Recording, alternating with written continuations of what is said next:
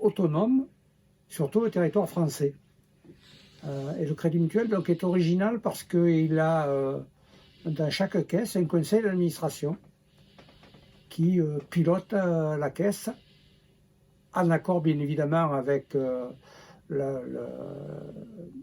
les structures bancaires centrales, mais ça lui donne une possibilité de développement local et de partenariat qui est très intéressante. Et surtout, ça permet à ce que les décisions concernant les clients sociétaires, et pour nous clients sociétaires c'est important, hein, parce que la banque appartient à ses clients sociétaires, à ses sociétaires en particulier, les décisions donc qui concernent tous les événements bancaires de ces clients sociétaires se prennent à 90-95% dans cette caisse locale, contrairement à d'autres banques qui doivent référer régulièrement à leur siège.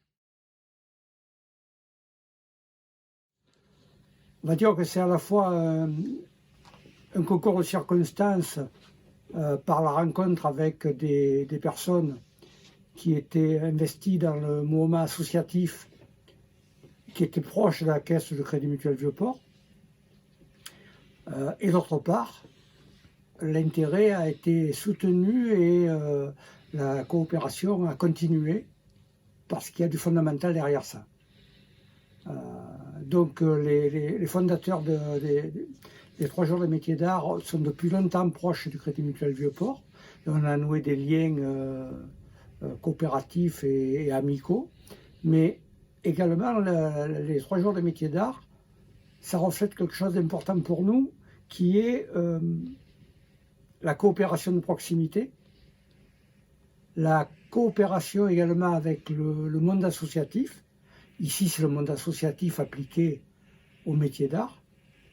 Et en plus, il est important pour nous d'aider la perpétuation des savoir-faire, souvent originaux. Hein. Et cette rencontre chaque année avec le public est un moment particulier qui apporte beaucoup de qualité et de curiosité, parce que les gens sont étonnés de ce qu'on est capable de faire actuellement en dehors de ce qui est robotisé et fabriqué en Chine.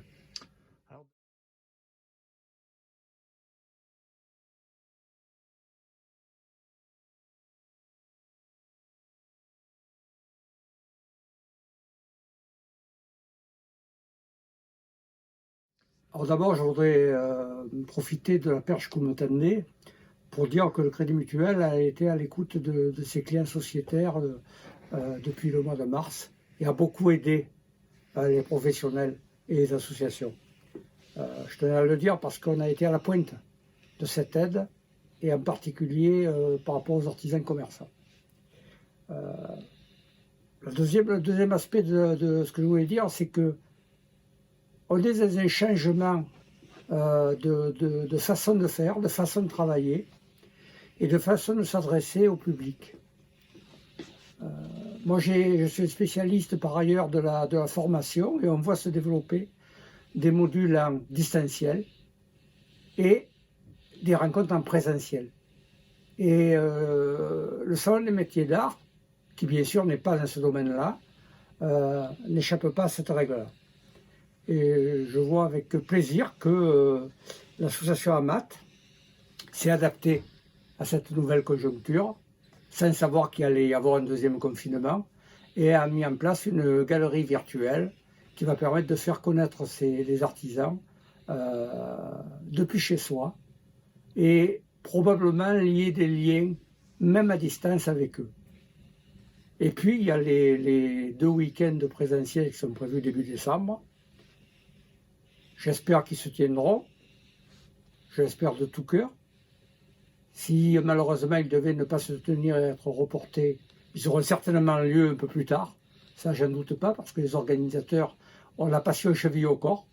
Et donc, je pense que ça va faire une belle manifestation sous une forme un peu variée, un peu moderne, mais qui gardera son impact.